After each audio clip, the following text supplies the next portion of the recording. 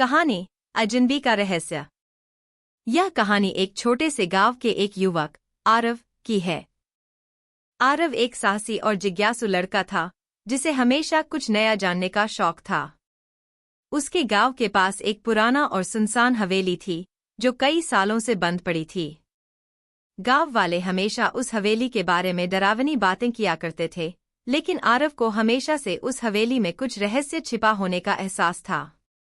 एक दिन जब सूरज ढलने को था, आरव ने ठान लिया कि वह हवेली में जरूर जाएगा। उसने अपने सबसे अच्छे दोस्त शिल्पी को भी साथ लिया। शिल्पी आरव के जिद्दीपन से पहले ही परिचित थी, लेकिन उसे भी उस हवेली में कुछ खास बात महसूस होती थी। दोनों हवेली तक पहुंचे। हवेली के सामने बड़ा सा लोहे का गेट था जो जंग खा चुका था। जैसे ही आरव ने गेट को खींचा, एक घिनौनी आवाज आई।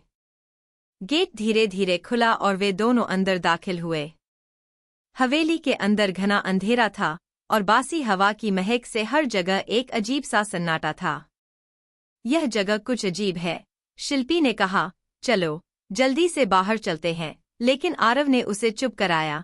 थोड़ा रुक, शायद हमें यहाँ कुछ बड़ा राज मिले। वे दोनों हवेली के भीतर धीरे धीरे चलने लगे। अचानक शिल्पी ने एक खिड़की के पास से कुछ हलचल सुनी। उसने डरते हुए आरव से पूछा, तुमने सुना? आरव ने भी ध्यान से सुना और हाँ, एक हल्की सी आवाज आई, जैसे कोई फुसफुसा रहा हो। आरव और शिल्पी दोनों वहीं रुक गए। वे दोनों उस आवाज की दिशा में बढ़े। एक कमरे में पहुंचते ही दोनों ने देखा कि एक पुराना सा दरवाजा बंद था। आरव ने धीरे से दरवाजा खोला और सामने जो दृश्य था वह उन्हें हैरान कर देने वाला था। दरवाजे के अंदर एक बड़ा सा गोला था जिसके बीच में एक पुराना संदूक रखा था।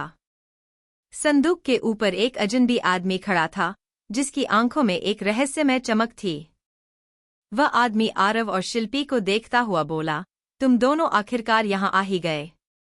तुम कौन हो? आरव ने आश्चर्यचकित होकर पूछा।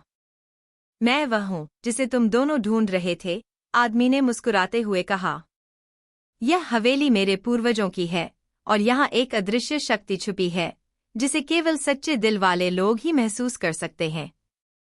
तुम दोनों ने सही समय पर यहाँ आकर इसका रहस्य उजागर किया है। इसके बाद आदमी ने उन्हें हवेली के भीतर एक गहरे रहस्य से अवगत कराया। वह हवेली वास्तव में एक प्राचीन पुस्तकालय थी जिसमें दुनिया के सारे राज छिपे थे। लेकिन यह पुस्तकालय एक ऐसे गहने का खजाना था जिसे सही समय पर ही खोला जा सकता था, और वह सही समय अब आ चुका था। आरव और शिल्पी ने वह रहस्य सुलझाया और उस दिन के बाद से उनके जीवन में एक नया मोड़ आया। वे दोनों न सिर्फ उस अदृश्य शक्ति से जुड़े, बल्कि उन्होंने दुनिया भर के खोए हुए ज्ञान को भी फिर से जिंदा किया। कहानी का अंत इस बात से हुआ कि कभी कभी सबसे बड़ी खोज उस वक्त होती है जब हम डर से परे होकर अपने दिल की आवाज सुनते हैं। समाप्त। यह कहानी रोमांच और रहस्य से भरी है।